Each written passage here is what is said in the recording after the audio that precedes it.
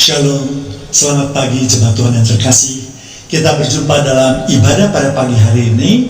Untuk itu, mari kita siapkan telinga dan hati kita untuk mendengarkan kebenaran daripada firman Tuhan. Dan pada hari ini, saya akan mengangkat suatu topik yang saya kira juga cukup menarik, yaitu mengenai pelayanan Pastor Andi Simon.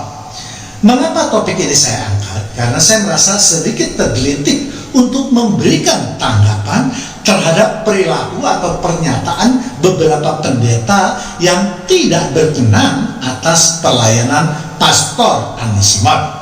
Bahkan ada yang berani mengatakan bahwa pelayanan yang dilakukan oleh Pastor Andi Simon itu adalah sesat, ya, tidak sesuai dengan Alkitab dan seterusnya. Sekarang yang menjadi pertanyaan, benarkah pendapat-pendapat para pendeta tersebut? Namun sebelum membahasnya, kita akan berdoa terlebih dahulu. Mari kita angkat tangan kita. Puji syukur kami naikkan di hadapan Tuhan sebagai ungkapan rasa terima kasih kami Tuhan atas semua kebaikan Tuhan, kemurahan Tuhan, perlindungan Tuhan yang sempurna atas hidup kami.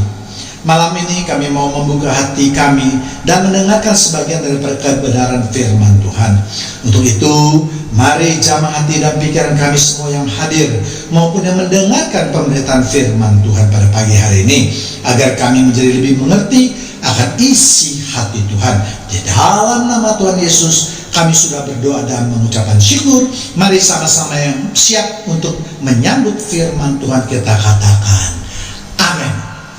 Baik, sekarang kita akan memulai membahas mengenai topik kita pada pagi hari ini, ya. Ada dua pertanyaan memang yang harus dijawab mengenai tuduhan terhadap pelayanan Pastor Andi Simon. Yang pertama yaitu mukjizat yang dilakukan oleh Pastor Andi Simon melalui air tidak alkitabiah, katanya, bahkan bisa dikatakan sesat, ya. Pertama-tama saya ingin ingatkan bahwa saya tidak ingin mencampuri ataupun masuk ke dalam perdebatan para pendeta tersebut, ya. Namun saya hanya memberikan tanggapan apa yang dilakukan oleh Pastor Andi Simon tersebut, ya. Juga perlu saya tegaskan bahwa saya sama sekali tidak mengenal Pastor Andi Simon, ya. Saya hanya tahu beliau itu melalui video-video beliau di YouTube, ya. Kalau saya melihat apa yang dilakukan oleh Pastor Andi Simon, terutama mengenai pelayanan kesembuhannya, yang mungkin juga dapat saya sebut sebagai suatu mukjizat, ya. Bagi jemaat Tuhan yang ingin mengetahui lebih dalam tentang makna mukjizat, dapat melihat pada video saya yang lain, yaitu yang saya beri judul tentang arti mukjizat, ya. Kalau saya melihat video yang diupload oleh Pastor Andi Simon, rasanya tidak ada yang menyalahi Alkitab, apalagi kalau dikatakan sesat.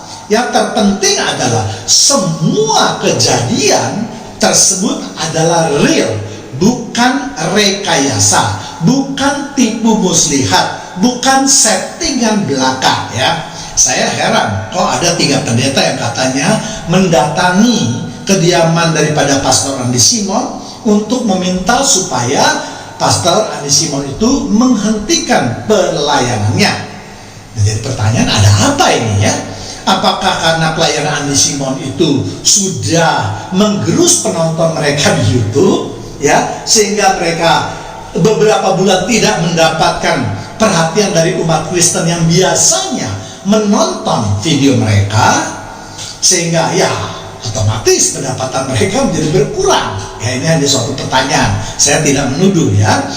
Bagi saya lebih tepat kalau rasanya ketiga pendeta tersebut membereskan pendeta-pendeta yang melakukan tipu muslihat di mimbar gereja. Ya, itu jauh lebih penting. Itu sudah nampak nyata. Tapi ketiga pendeta ini tidak melakukan apapun terhadap mereka yang melakukan settingan di mimbar tersebut, ya. Saya pernah melihat, ya, ada seorang pendeta yang cukup ternama dari Jawa Timur, ya, itu melakukan settingan dan pernah dibongkar pula di YouTube, ya, seakan-akan dia telah membuat mukjizat, tetapi sebenarnya dia melakukan kebohongan yang besar di mimbar gereja, ya. Ini yang harus diperbaiki, ya. Kalau mengenai pelayanan Andi Simon, yang juga memakai media air sebagai upaya penyembuhan, saya rasa juga sah-sah saja ya. Mungkin air tersebut sudah didoakan sebelumnya secara khusus. Kita tidak tahu ya. Kita tidak tahu hikmat apa yang diberikan oleh Tuhan atau oleh Roh Kudus kepada Pastor Andi Simon sehingga dia memakai media air sebagai bahan penyembuhan, ataupun perilakunya dengan memukul-mukul atau menotok-notok orang misalnya. Saya kira itu semuanya adalah hikmat yang diberikan oleh Roh Kudus kepada Andi Simon ya. Jadi jangankan Pastor Andi Simon, Yesus pun di dalam pelayanannya juga memakai bahan media. Salah satu contoh yang paling kontroversial menurut saya adalah dapat kita lihat di Yohanes 9 ayat 6 sampai 7 ya. Setelah ia mengatakan semuanya itu, ia meludah ke tanah dan mengaduk-aduk ludahnya dengan tanah, lalu mengoleskan pada mata orang buta tadi. Yang ketujuh, dan berkata kepadanya, pergilah, basuhlah dirimu dalam kolam Siloam.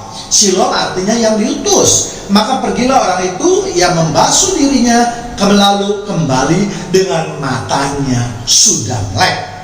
Kita lihat bahwa Yesus di dalam menyembuhkan orang buta mempergunakan ludah, tanah, dan air kolam Siloam ya. Sesuatu yang sama sekali di luar dugaan kita sebagai umatnya. Bahkan mungkin kita boleh katakan juga tidak masuk akal ya. Saya ingin bertanya kepada para pendeta tersebut, ya kan? Beranikah kalian menyatakan perbuatan Yesus itu sesat? Ya kan, seperti yang dilakukan oleh Andi Simon misalnya. Ya kan? Terus saya juga ingin bertanya, bagaimana pendapat kalian tentang apa yang dilakukan oleh Yesus terhadap orang buta tadi? Ya? Apakah kalian berani menyatakan bahwa Yesus sangat tidak manusiawi misalnya? Masa menyembuhkan orang sakit itu dengan memakai ludahnya, terus mengaduk-aduk tanahnya, baru dicuci di kolam Siloam ya? Kalau kalian tidak memprotes kepada Yesus Kristus misalnya, masa Tuhan tidak bisa memakai cara yang lebih elegan, yang lebih manusiawi? Misalnya dengan menumpangkan tangan saja, menjamah matanya lalu sembuh. Mengapa Yesus harus memakai ludah, tanah, dan air Siloam? Ya, jadi sekali lagi, kalau dibandingkan dengan apa yang dilakukan oleh Yesus dengan Pastor Andi Simon, saya kira menurut pemikiran kita sebagai manusia jauh lebih, ya katakanlah manusiawi. Ya, tetapi kita tahu bahwa Tuhan kita tidak pernah salah. Ya, Tuhan kita itu kudus dan maha sempurna. Ya, jadi saya pikir ketiga pendeta ataupun pendeta yang lain janganlah terlalu usil terhadap pelayanan under Pastor Andi Simon tadi. Ya. Jadi menurut saya ada banyak cara yang dilakukan oleh Tuhan kita untuk menyembuhkan berbagai penyakit tersebut, dan yang terpenting ketika Pastor Andi Simon itu melakukan semua pelayanan itu, dia mempergunakan kuasa dan berkata dalam nama Tuhan Yesus. Ya, ini bagian yang terpenting. Dengan memperkatakan firman tersebut, maka jelas apa yang dilakukan oleh Pastor Andi Simon adalah kuasa yang berasal daripada Tuhan Yesus. Hal yang dapat kita lihat juga ketika pada zaman Rasul misalnya. Ketika umat yang percaya akan penyembuhan, mereka mempergunakan bayangan dari Rasul Petrus untuk menyembuhkan orang sakit ya. Kisah Para Rasul 5 ayat 15 ya. Bahkan mereka membawa orang-orang sakit keluar ke jalan raya dan membaringkannya ke atas balai-balai dan tiram, supaya apabila Petrus lewat, setidak-tidaknya bayangannya mengenai salah satu dari mereka. Ya, jadi kita lihat bahwa sejak zaman Yesus maupun para rasul, pelayanan kesembuhan ini merupakan pelayanan yang sangat penting di samping pemberitaan datangnya kerajaan sorga. Ya, jadi jangan hanya menganggap wah kalau saya membawakan khotbah di mimbar di YouTube itu kalian sudah hebat. Tidak, ya kan? Banyak, nanti kita akan bahas banyak hikmat atau karunia yang diberikan oleh Tuhan kita, ya. Kalau kita lihat di dalam, atau kita baca di dalam Injil, banyak orang berduyun-duyun datang untuk meminta kesembuhan, baik kepada Yesus maupun kepada para rasul di zamannya, ya. Demikian juga kalau kita lihat di Rasul Paulus misalnya, sabut tangan ataupun kain yang berasal daripada Rasul Paulus pun digunakan, ya. Kisah Para Rasul 19 ayat 12. Bahkan orang membawa sabut tangan atau kain yang pernah dipakai oleh Paulus dan meletakkannya atas orang-orang sakit, maka lenyaplah penyakit mereka dan keluarlah roh-roh jahat, ya. Demikian juga ketika pada zaman Rasul Paulus, di mana banyak orang percaya bahwa sabut tangan ataupun kain bekas yang dipakai oleh Rasul Paulus itu dapat menyembuhkan penyakit mereka. Apakah mereka itu percaya kepada benda-benda tersebut? Apakah mereka percaya bahwa bayangan Petrus bisa menyembuhkan? Apakah dia percaya kain atau pun sabut tangan yang dipakai oleh Paulus itu adalah sebagai bahan faktor yang terutama? Tentu saja tidak. Yang terpenting adalah mereka mengimani bahwa para rasul itu mampu untuk menyembuhkan penyakit mereka ataupun mengusir roh-roh jahat, ya. Sama seperti seorang wanita yang mengalami pendarahan selama 12 tahun. Ia begitu yakin dan percaya dan berkata, asal ku jamah jumbai bajunya, pastilah sembuh, ya. Matius 9 ayat 21. Katanya dalam hatinya dia berkata, artinya dia mengimani, asal ku jamah saja jubahnya, aku akan sembuh, ya. Apakah jubah Yesus yang menyembuhkan? Tidak. Yesus selalu di dalam setiap penyembuhannya selalu berkata, terjadilah menurut imanmu. Jadi walaupun kalau orang itu tidak beriman, mau dipegang jubahnya, mau dicium jubahnya, mau disimpan jubahnya, itu tidak akan menyembuhkan. Tetapi sebaliknya, banyak juga contoh-contoh di dalam Alkitab di mana para penderita penyakit mengatakan bahwa Yesus tidak perlu datang, asal Yesus berkata, sembuhlah, maka mereka akan sembuh. Ya, jadi disinilah peranannya. Ya, jangan melihat daripada pelayanan atau apa yang dilakukan atau aktivitas daripada Pastor Andi Simon itu hanya untuk menambah keyakinan mereka saja. Tetapi yang terpenting adalah bahwa mereka harus percaya atau mengimani bahwa Tuhan Yesus Kristuslah yang menyembuhkannya. Ya, jadi dari beberapa contoh tentang kesembuhan, tidak ada satu cara yang tetap atau yang sama yang harus diikuti atau yang menjadi pedoman agar terjadinya mukjizat penyembuhan, ya.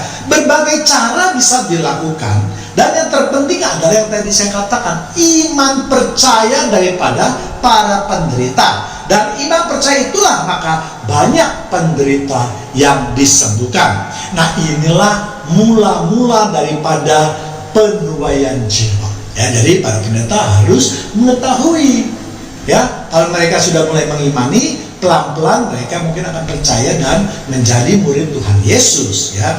Jadi sekali lagi, kita sebagai umat Kristen janganlah kita terpaku pada bagaimana caranya atau apa yang dikerjakannya untuk menyembuhkan seseorang dari penyakit, tetapi yang terpenting adalah apakah seseorang mendapatkan mukjizat itu berasal daripada Tuhan atau memakai kuasa daripada Tuhan.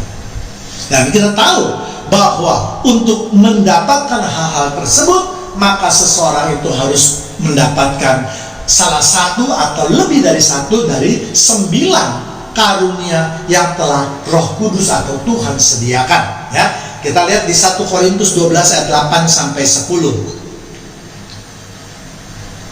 Sebab kepada yang seorang Roh memberikan karunia untuk berkata-kata dengan hikmat, 1. Dan kepada yang lain Roh yang sama memberikan kata-kata dengan pengetahuan, 2. Ya, kepada yang seorang Roh yang sama memberikan iman, 3. Dan kepada yang lain Ia memberikan karunia untuk menyembuhkan, 4 ini, ya. Kemudian yang 10 ayat 10, kepada seorang Roh memberikan kuasa untuk mengadakan mukjizat, ini yang kelima. Dan kepada yang lain Ia memberikan karunia untuk bernubuat, itu yang keenam. Dan kepada yang lain lagi ia memberikan karunia untuk membedakan macam-macam roh. Ini yang ketujuh. Kepada yang seorang ia memberikan karunia untuk berkata-kata dengan bahasa roh. Ini yang kedelapan. Dan kepada yang lain ia memberikan karunia untuk menafsirkan bahasa roh. Itu yang kesembilan. Ya, jadi saya heran, kalau mau diluruskan, seharusnya pendeta-pendeta itu meluruskan dulu apa yang terjadi di mimbar, terutama yang mempergunakan bahasa roh yang jelas-jelas sudah melanggar firman Tuhan. Ya, sekali berbahasa roh 2000 orang, tidak pernah ada yang bisa menerjemahkannya. Ya, inilah yang harus dirapikan. Jangan yang tidak tidak pasti melakukan kesalahan yang engkau mau perbaiki. Belum tentu itu salah, ya. Jadi kalau menurut saya, kalau Pastor Andi Simon itu mendapatkan beberapa karunia tersebut, misalnya penyembuhan maupun mukjizat, maka bagi saya itu tidak heran, ya, kalau Pastor Andi Simon itu dapat menyembuhkan banyak orang, bahkan dapat dikatakan juga membuat mukjizat, ya. Tuhan tidak mengatur bagaimana caranya untuk mempunyai kuasa karunia tersebut supaya dapat dinyatakan. Berbagai cara dapat dilakukan selama penyembuhan atau mukjizat itu dapat terjadi. Ya, saya yakin Roh Kudus akan menuntun seseorang yang mendapatkan karunia tersebut untuk mempraktekannya dan bagaimana cara untuk mempraktekannya. Jadi saya pikir kalau Pastor Andi Simon itu mempunyai gaya tertentu, tentu itu juga adalah tuntunan dari Roh Kudus. Sebab kalau apa yang dilakukan oleh Pastor Andi Simon itu tidak berkenan di hadapan Tuhan, maka saya yakin pelayanan penyembuhan ataupun mukjizat itu tidak akan pernah terjadi. Ya, namun sekarang saya menyarankan kepada beberapa pendeta tadi, hendaklah yang harus ditelusuri itu bukan kepada Pastor Andi Simon atau meminta atau melarang untuk melakukan kegiatannya, ya, karena ya saya pikir apa posisi kalian untuk melarang mereka tidak melakukan hal-hal yang melanggar hukum, ya? Masa seseorang berhak untuk melanggar pelayanan terhadap seseorang yang lainnya, sesama hamba Tuhan misalnya, ya? Sekali lagi, kalau perbuatan tersebut di hadapan Tuhan tidak berkenan, maka Tuhan sendirilah yang akan bertindak, yaitu misalnya Pastor Andi Simon tidak dapat menyembuhkan, bahkan kalau dijauh lagi mungkin Pak Andi Simon akan dihukum oleh Tuhan, ya. Jadi sekali lagi yang terpenting adalah untuk apa yang harus dilakukan oleh para pendeta tersebut adalah mewawancarai terhadap para mantan penderita yang pernah berobat kepada Pastor Andi Simon, ya. Apakah mereka benar-benar sudah sembuh atau hanya sembuh sementara, atau karena sugesti mereka menjadi sembuh dan seterusnya, ya. Atau datang kepada orang-orang yang kemasukan roh jahat misalnya untuk bertanya, apakah mereka sekarang sudah tidak lagi diganggu oleh roh-roh jahat, apakah mereka sudah bisa menjalani kehidupan mereka dengan baik misalnya, ya. Kalau itu yang terjadi, misalnya mereka semua mengatakan bahwa ya, dulu sebelum kami ke Pastor Andi Simon, kami sakit, kami kerasukan setan, kami selalu diganggu oleh roh-roh jahat, namun setelah didoakan atau disembuhkan oleh Pastor Andi Simon, kami sekarang semua sudah benar-benar sembuh. Kalau hal itu yang terjadi, saya yakin dan percaya bahwa memang Pastor Andi Simon itu sudah mendapatkan karunia daripada Tuhan, ya. Jadi kalau saya kira ya tidak perlulah kita sesama hamba Tuhan untuk saling mencela atau merasa dirinya yang paling benar. Marilah kita berkonsentrasi untuk membentuk tubuh Kristus yang utuh, ya. Sebab saya juga pernah mendengar ada seseorang juga yang mengatakan bahwa kalau perlu Pastor Andi Simon juga melakukan apa yang seperti dia lakukan, yaitu berkhotbah, ya, supaya seperti saya hebat katanya gitu, ya. Nanti juga akan saya bahas, ya. Tapi yang jelas yang saya katakan bahwa kita semua itu para pengkhotbah harus membentuk tubuh Kristus yang utuh. Roma 12 ayat 4, Sebab sama seperti pada tubuh kita yang mempunyai banyak anggota, tetapi tidak semua anggota itu mempunyai tugas yang sama. Ya, itu yang pertama tadi. Kemudian yang kedua yaitu mukjizat yang dilakukan oleh Pastor Andi Simon tidak mungkin berasal daripada Tuhan katanya. Masa mukjizat itu terjadi begitu banyak dan setiap hari? Ya, ada seorang pendeta yang mengatakan di YouTube demikian. Masa katanya Pastor Andi Simon dapat melakukan mukjizat setiap hari begitu banyak? Saya tidak percaya. Loh, saya ingin bertanya kepada kalian atau kepada pendeta tadi ya, apa yang dilakukan oleh Yesus atau para rasul? Apakah para rasul dalam kehidupannya itu hanya menyembuhkan satu penderita, dua penderita? Dan baca Alkitab dengan baik. Ketika pelayanan Yesus, maka banyak orang mengikuti Yesus dan disembuhkan. Berduyun-duyun orang datang kepada Yesus dan disembuhkan. Demikian juga pada waktu para rasul, mereka menyembuhkan hanya Tuhan satu orang, setahun kemudian baru satu orang lagi. Justru kalau menurut saya, kalau seseorang itu sembuh hanya satu kali, itu faktor kemungkinan besar, ya, bukan mukjizat. Kebetulan, faktor kebetulan itu yang besar. Kalau hanya satu, kemudian dia orang lain tidak sembuh, ini sembuh, nah itu hanya satu. Tetapi kalau setiap orang yang datang sembuh, itulah kuasa Tuhan, itulah mukjizat, ya, tidak akan habis-habisnya. Ya, kuasa Tuhan itu walaupun diperlihatkan 1 hari 1000 orang pun tidak akan habis. Itulah yang mengatakan bahwa kuasa Tuhan itu adalah nyata. Ya.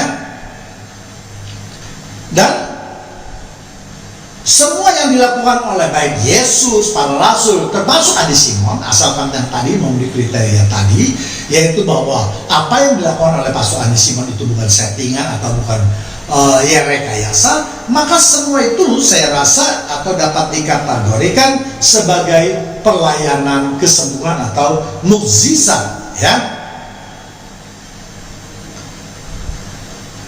Ya, jadi kalau yang tadi saya katakan ada seorang pastor yang menyatakan bahwa kalau memangnya Andi Simon itu dikaruniai oleh Tuhan katanya, maka coba lakukan apa yang seperti saya lakukan. Jelas pendeta ini tidak membaca firman Tuhan dengan baik. Tadi di dalam 1 Korintus 12 ayat 8 sampai 10 itu sudah dikatakan ada 9 karunia dan tidak mungkin, Tuhan tidak mungkin. Mungkin tidak setiap orang mendapatkan 9 karunia tersebut. Kalau para rasul mungkin dia mendapatkan 9 karunia tersebut. Tetapi karena kita sekarang manusia baik yang jatuh dalam dosa, mungkin Tuhan hanya memberikan 1, mungkin memberikan 2, ya. Ya, mungkin pendeta yang tadi diberikan oleh hikmat Tuhan, karunia Tuhan itu adalah berkata-kata dengan pengetahuan, ya, atau berkata-kata dengan hikmat. Ada pendeta yang memang pintar sekali di panggung, berkata-kata dengan hebat, tidak habis-habisnya perkataan yang dikatakan. Itu yang diberikan karunia Tuhan. Ya, sebaliknya saya juga tantang pendeta tadi yang menantang Andi Simon. Coba Bapak pendeta bisa nggak melakukan apa yang dilakukan oleh Andi Simon, yaitu pelayanan kesembuhan atau mukjizat? Kalau tidak bisa, berarti saya juga bisa menuduh Bapak itu sesat dong kalau begitu dong. Ya, jadi janganlah sesama hamba Tuhan itu saling merasa dirinya yang paling baik gitu loh. Ya, ya. Jadi saya ulangi lagi bahwa pada ayat yang tadi saya sebutkan ada 9 roh karunia, ya, tapi tidak setiap orang mendapatkan karunia seluruhnya, ya, atau karunia yang sama, atau karunia yang dia kehendaki atau dia keingini, ya. Karunia Pastor Andi Simon adalah penyembuhan dan mukjizat. Ya, jelas tidak masuk akal kalau Pastor Andi Simon ini disuruh mendapatkan karunia untuk berkata-kata dengan hikmat atau pengetahuan. Tapi nanti kita tidak tahu. Kalau Tuhan sudah berkehendak atau Roh Kudus sudah memberikannya, mungkin saja nanti Pastor Andi Simon akan hebat di dalam juga berkhotbah di mimbar. Ya. Jadi sekali lagi, yang terpenting pada saat ini adalah Pastor Andi Simon itu apabila benar-benar bisa menyembuhkan orang sakit atau mengusir setan seperti apa yang diperlihatkan di videonya tanpa rekayasa, jelas menurut saya itu adalah karunia yang berasal daripada Tuhan ya. Pertanyaan lain, apa karunia itu kekal adanya?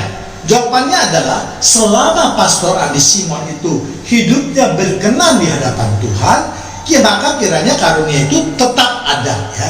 Tuhan pasti punya rencana dengan pelayanan Andi Simon. Salah satunya adalah penuaian jiwa. Memang sekarang ini belum banyak terjadi ya. Namun saya yakin kalau mukjizat penyembuhan itu terjadi terus-menerus, maka suatu hari penuaian akan terjadi besar-besaran ya.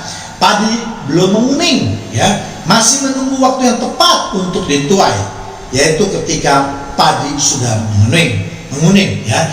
Jadi sekali lagi saya ingin tegaskan bahwa pelayanan Andi Simon itu harus memenuhi beberapa kriteria. Pertama yaitu apa yang dilakukan oleh Pastor Andi Simon adalah tanpa rekayasa. Apa yang dilakukan oleh Pastor Andi Simon adalah kehendak Tuhan. Yang ketiga, Tuhan mempunyai maksud terhadap pelayanan Andi Simon. Keempat, selama perbuatan tersebut memuliakan nama Tuhan, maka karunia itu akan terus terjadi. Dan sebaliknya tentunya ya, apabila Pastor Andi Simon sudah mulai mencuri kemuliaan Tuhan, maka itu akan berakhirlah semua karunia tersebut ya. Itu yang dapat kita pelajari dari firman Tuhan ya. Saya tidak dalam posisi untuk menjudge atau menghakimi ya. Demikianlah pendapat saya mengenai pelayanan Andi Simon. Semoga bermanfaat dan memberikan pengetahuan tentang Alkitab yang benar ya. Sebelum mengakhiri, mari kita berdoa lagi. Terima kasih Tuhan kalau malam ini kami boleh menerima pemberitaan firman Tuhan, sehingga kami menjadi lebih mengerti tentang hukum Tuhan. Biarlah iman kami terus ditambahkan agar hidup kami lebih berkenan di hadapan-Mu Tuhan. Di dalam nama Tuhan Yesus kami sudah berdoa dan mengucapkan syukur. Haleluya. Amin.